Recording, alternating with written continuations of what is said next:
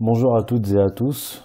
Cet audio relativement court pour présenter un dossier que je viens de produire pour le site strategica.fr.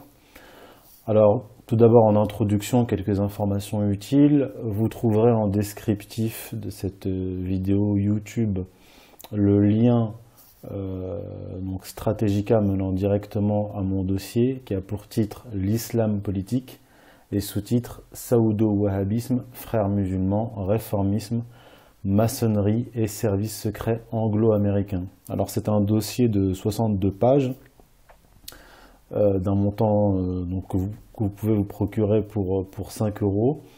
Mais il y a directement sur le lien, sur le site, 21 pages du dossier en libre accès.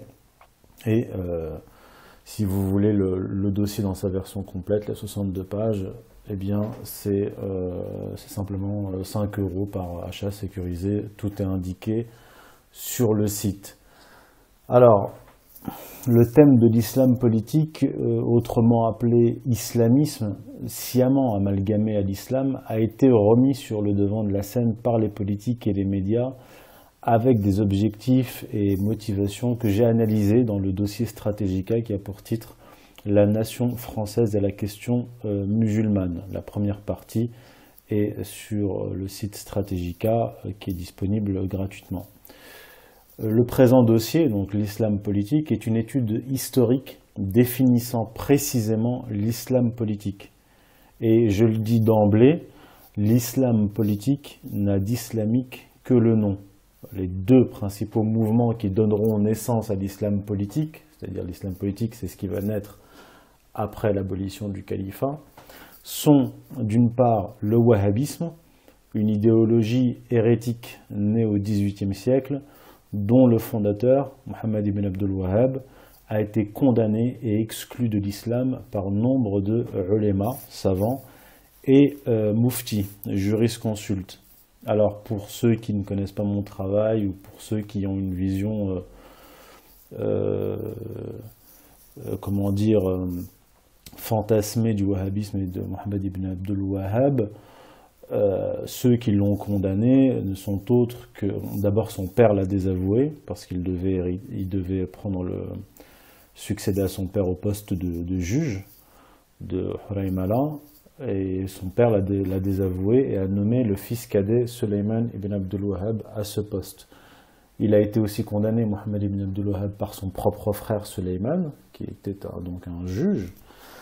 Il a été condamné par ses anciens maîtres, il a été condamné par un certain nombre de savants du Najd, c'est-à-dire la région dont il est originaire, condamné par le mufti de Riyad, condamné par des savants du Hejaz, des savants du Yémen, des savants d'Irak, des 4 écoles juridiques du sunnisme. Donc il ne s'agit pas simplement de polémique d'autres prêcheurs contre un autre prêcheur qui est Mohammed ibn Abdul Wahhab, sachant que ce dernier n'a même pas terminé son cursus. Et pour la précision, je le rapporte dans le dossier, lorsqu'il a voulu commencer à prêcher, son père l'en a empêché.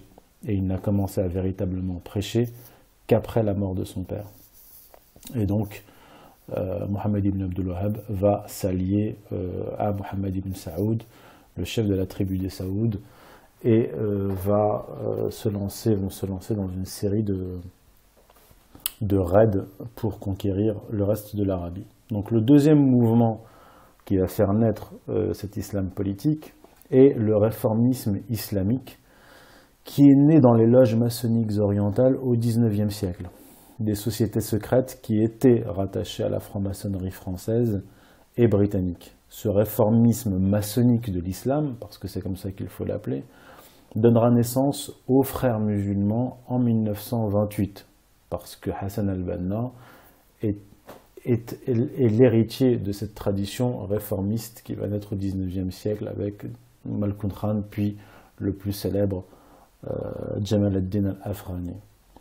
Donc en 1928 est fondée l'association des frères musulmans, ces frères musulmans qui ont été soutenus et utilisés par les anglo-américains depuis les années 40 jusqu'à nos jours. Tout cela est détaillé dans le dossier.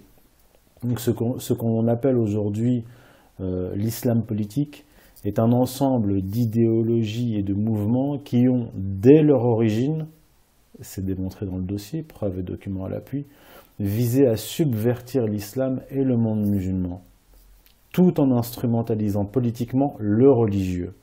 Ce n'est pas parce que vous utilisez dans votre discours la religion musulmane que la structure idéologique que vous portez est islamique. Il ne faut pas confondre les deux éléments. Nous le verrons donc, vous le verrez à la lecture de ce dossier. L'islam politique n'est pas la manifestation de l'islam temporel, mais l'instrumentalisation du référent islamique par des organisations, des mouvements, des États à des fins bassement politiques. Et le point commun entre ces différentes organisations et ces États, c'est qu'ils sont historiquement les alliés des Britanniques, des Américains et maintenant officiellement les alliés d'Israël. Voilà, bonne lecture.